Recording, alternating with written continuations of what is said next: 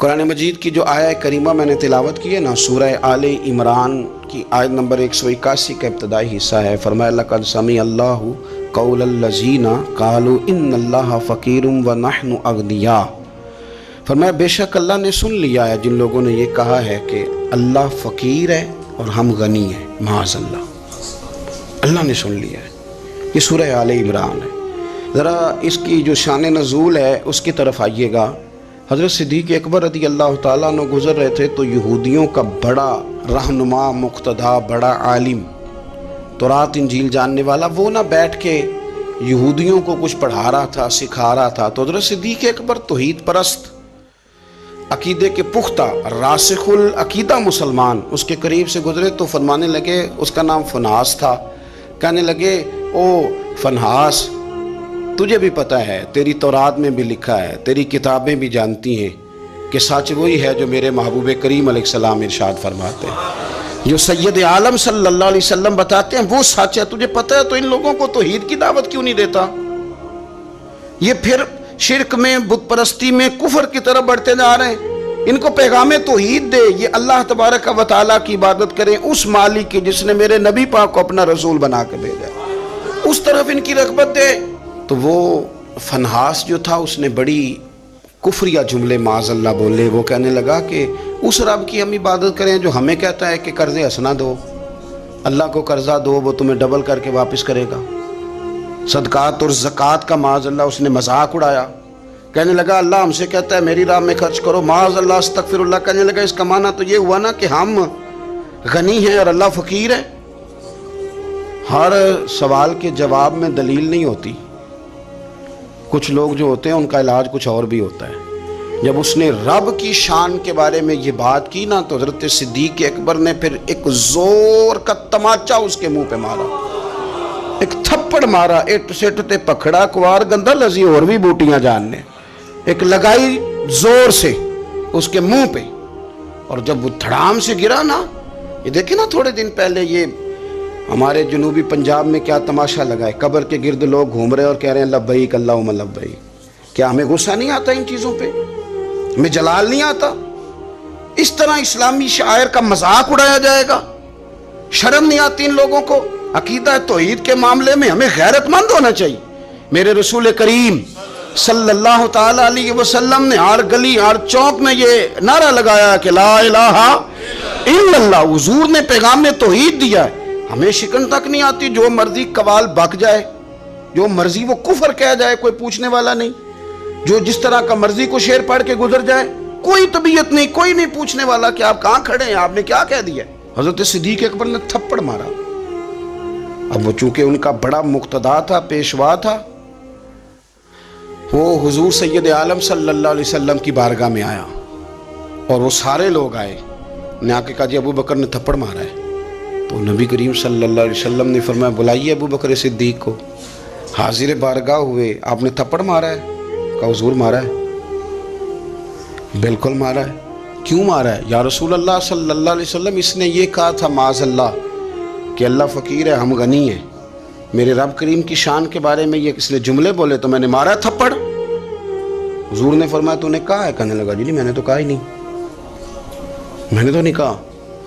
اس کے جتنے لوگ تھے ان سے کہا بھی تم موجود تھے، اس نے کہا ہے؟ وہ کہنے لگے جی نہیں نہیں اس نے تو کہا ہی نہیں۔ عوام مسلمان تھا ہی کوئی نہیں جو جناب صدیق اکبر کی گواہی دے، جو صدیق کی صداقت کے لیے کھڑا ہو، تھا ہی کوئی نہیں۔ جب وہ سارے کہنے لگے جی نہیں کہا ہی نہیں، یہ معاذ اللہ غلط کہہ رہے ہیں، کہا ہی نہیں، جب وہ سارے مکر گئے تو رب کریم کے قرآن نے بولنا شروع کر دیا۔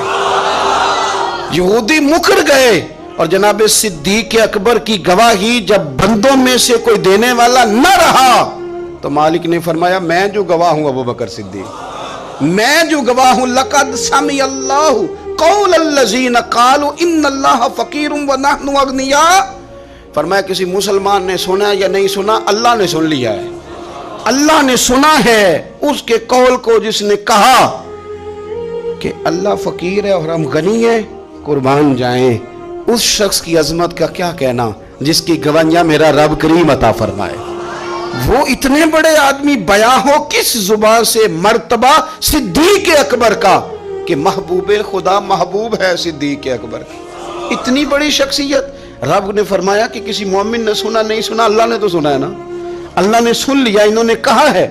گویا مالک نے فرمایا یہ سارے جھوٹے ہیں, میرے محبوب کا صدیق سچا ہے, یہ سچے ہیں جناب صدیق اکبر. اور پھر یہ آیت ہمیں لے گئی پھر وہ غار ثور میں, وہ غار ثور میں جہاں کافر آ گئے تھے نا بالکل غار کے دروازے پہ, اور درمیان میں دیوار کون سی تھی؟ مکڑی کا جالا, کبوتری کے انڈے.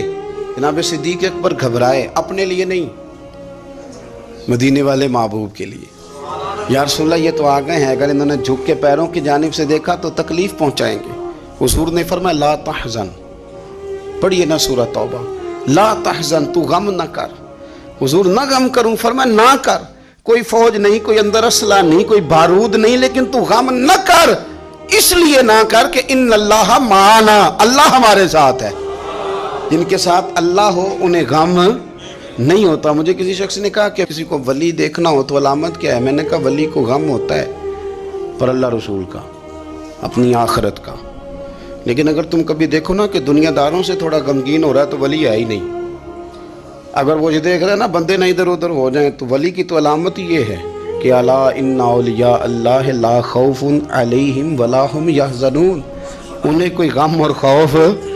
تو یہ تو قرآن نے بیان کیا ہے کہ وہ خوف زدہ کرے جس نے جو کرنا ہے, وہ خوف زدہ کیوں کہ اولیاء اللہ, اللہ کے دوست ہیں. اللہ کا دوست بندوں کا غم رکھتا نہیں. حضرت صدیق اکبر رضی اللہ تعالیٰ عنہ وہ ہستی ہیں کہ جن کی گواہیاں میرا رب کریم ارشاد فرماتا ہے. پھر آپ غور کریں اس بات پر, یہاں سے جو بات ثابت ہوتی ہے وہ یہ ہے کہ سچ بول دیں, سچے بن جائیں, سچ کے لیے کھڑے ہو جائیں. بندہ کوئی مدد کے لیے آئے نہ آئے, رب ضرور مدد فرمائے گا, وہ اپنے کرم سے مددگار بنے گا. سچ کے لیے کھڑے ہو. آپ نے زندگی میں یہ نہیں دیکھنا کہ آپ کے پیچھے لوگ کتنے چل رہے ہیں, دیکھنا یہ ہے کہ ہم جس رستے پہ ہیں وہ رستہ سچے لوگوں کا ہے, وہ انداز ٹھیک ہے, ہماری سوچوں نے جو زاویہ بنایا وہ سچ والا ہے, وہ اخلاص والا ہے. اگر آپ للہیت والے ہیں تو چلتے رہیں چلتے رہیں چلتے رہیں. گھوڑا جب دوڑتا ہے نا تو کبھی کبھی جھاڑیاں بھی اس کے پیروں پہ آئی جاتی ہیں, لیکن شرط یہ ہے کہ وہ دوڑتا رہے, منزل اس کی ٹھیک ہو, دوڑتا رہے. وہ اگر جھاڑیاں کبھی پیروں کو لگ جائیں گی تو پھر اتر بھی جائیں گی, لیکن اس کا کام یہ ہے کہ وہ دوڑے, چلتے رہیں. اور اس کا ایک واقعہ بھی, حضرت عمر ہمیشہ حضرت ابو بکر سے نہ کوشش کرتے تھے آگے نکل جاؤں آگے نکل جاؤں آگے نکل جاؤں, ساری زندگی موقع نہ بن سکا. تبوک کا موقع آیا تو اللہ کے نبی نے کہا مال خرچ کرو. عثمان رضی اللہ تعالیٰ نے 10,000 لشکر کا سارا سامان تیار کیا, ان کی سواریاں, ان کا راشن کے لیے تھیلوں کو بند کرنے کے لیے دھاگے تک اپنے گھر سے دیے, اور 300 دینار اوپر دیے. تو اللہ کے نبی کی جھولی میں وہ 300 دینار پڑے تھے یوں, اور آپ ان دیناروں کو اٹھا اٹھا کے یوں فرما رہے تھے ما علی عثمان اللہ یعمل بعدا, عثمان آج کے بعد کچھ بھی نہ کرے تو جنت واجب ہوگی. تو عمر کہنے لگے آج میں ابو بکر کو کاٹ سکتا ہوں, آج میں اس سے آگے نکل سکتا ہوں کہ وہ آج کل غریب ہے, میں مالدار ہوں, تو وہ تھوڑا لائے گا میں زیادہ لاؤں گا تو میں بڑھ جاؤں گا.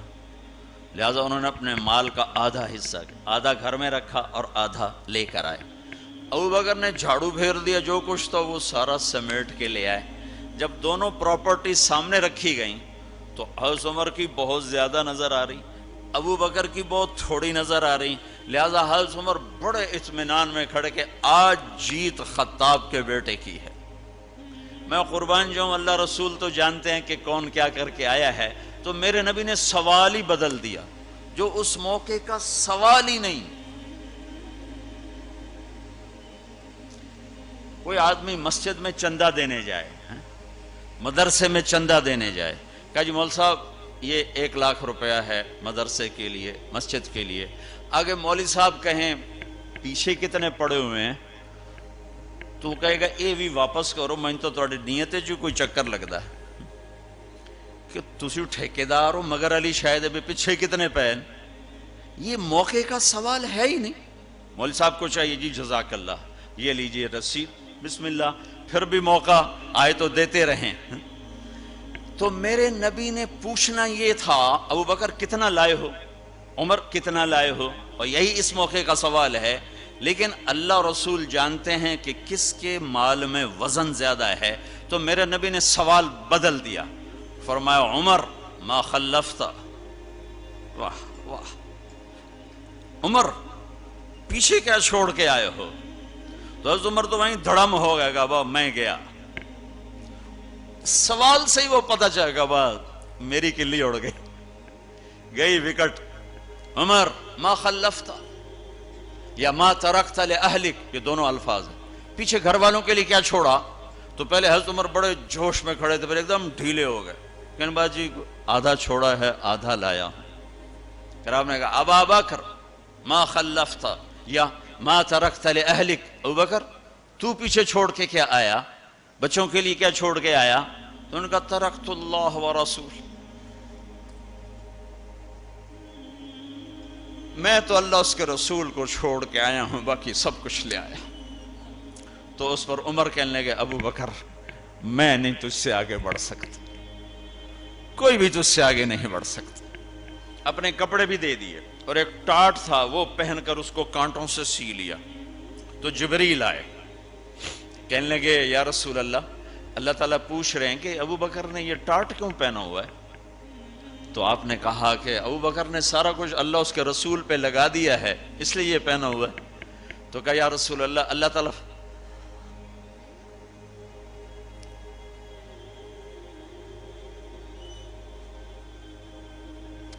اللہ تعالیٰ فرما رہے ہیں ابو بکر سے پوچھو مجھ سے راضی تو ہے، مجھ سے راضی تو ہے، اس فقر میں مجھ سے راضی ہے؟ میں تو اتنا سفر کر کے آیا ہوں، حالانکہ ابھی 4 دن پہلے میں 12 ملکوں کا 10 ملکوں کا سفر کر کے آؤں، ساری ہڈیوں میں درد ہے، میں اس لیے آیا ہوں کہ چلو کوئی بخشش کا بہانہ مل جائے، کوئی بخشش کا بہانہ مل جائے، اللہ راضی ہو جائے۔ آپ سارے اس لیے حج پہ جا رہے ہو کہ اللہ راضی ہو جائے، جو سارے جہان سے کہتا ہے مجھے راضی کر، وہ کہہ رہا ہے ابو بکر سے پوچھو مجھ سے راضی تو ہے۔ تو آپ نے کہا ابو بکر تیرا رب تجھے سلام بھی کہہ رہا ہے اور پوچھ رہا ہے کہ راضی ہو؟ تو ابو بکر کی چیخیں نکلی، میں اپنے رب سے راضی، میں اپنے رب سے راضی، میں اپنے رب سے راضی۔ میرے بھائیو بہنوں، زندگی ایسے گزار کے مرو کہ اللہ کو ملو تو اللہ خوش ہو کے مل رہا، ایسے نہ مرو کہ اللہ کی بارگاہ میں پیش کیے جا رہے ہوں مجرم بن کر، قیدی بن کر۔ اللہ اللہ اللہ۔ شوق دیکھیں انداز، ایک بوڑھی اماں رہتی ہے مدینے میں، بوڑھی نابینا، یہ امیر المومنین کا شوق ہے۔ حضرت عمر فاروق فرماتے ہیں مجھے پتہ چلا اماں بوڑھی بھی ہے، نابینا بھی ہے، لاوارث بھی ہے، تو میں اماں کے گھر چلا گیا، دروازے پہ دستک دی، کون ہے؟ تو میں نے کہا میں خطاب کا بیٹا عمر ہوں، پتہ چلا آپ کا کام کرنے والا کوئی نہیں، میں روز آیا کروں گا، برتن دھو جایا کروں گا، جھاڑو دے دوں گا، تازہ پانی بھر کے لا دوں گا، تو مجھے موقع دے دیجئے۔ تو اماں کہنے لگی بیٹے نہیں، ایک بندہ 3 سال سے آ رہا ہے یا 2 سال سے آ رہا ہے، وہ سارے کام کر جاتا ہے، وہی صحیح ہے مجھے۔ تو حضرت عمر کہتے ہیں میں نے کہا اماں اس نے بھی کام کرنا ہے، میں نے بھی کام کرنا ہے، فرق کیا ہے؟ تو اماں کہنے لگی بیٹے فرق تو بڑا ہے نا، وہ 3 سال سے آ رہا ہے، میں پوچھتی ہوں تیرا نام کیا ہے تو وہ بتاتا ہی نہیں، میں نابینی ہوں، پوچھتی ہوں تیرا نام کیا ہے تو وہ کہتا ہے اماں کام صحیح کرتا ہوں کہ نہیں، نام پوچھ کے کیا کروں، 3 سال سے نام نہیں اس نے بتایا اور تو پہلے دن ہی آ کے کہتا ہے میں خطاب کا بیٹا عمر ہوں، تو فرق تو بڑا ہے نا، وہی صحیح ہے۔ تو جناب عمر فرماتے ہیں میں نے کہا میں نے بھی آج ڈھونڈنا ہے یہ کون ہے۔ فرماتے ہیں میں سارا دن تو تلاش کرتا رہا، وہ کوئی نہ آیا، عشاء کے بعد بھی کوئی نہ آیا، میں نے کہا رات بیدار رہنا پڑا تو دیکھوں گا۔ اماں کے گھر کے سامنے جھاڑی میں چھپ کے بیٹھا تھا، وہی ہوا جس کی امید تھی۔